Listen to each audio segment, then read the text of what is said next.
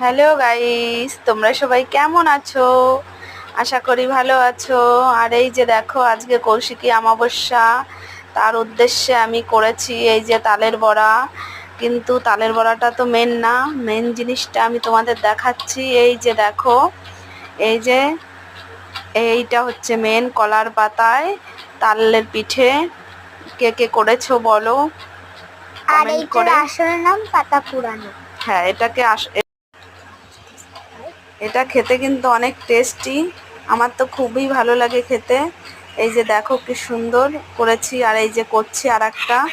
আর আমার মেয়েও খুব ভালো খায় এইটা, তালের বড়ার থেকেও এইটা ভালো খায়। আমারও ভালো লাগে।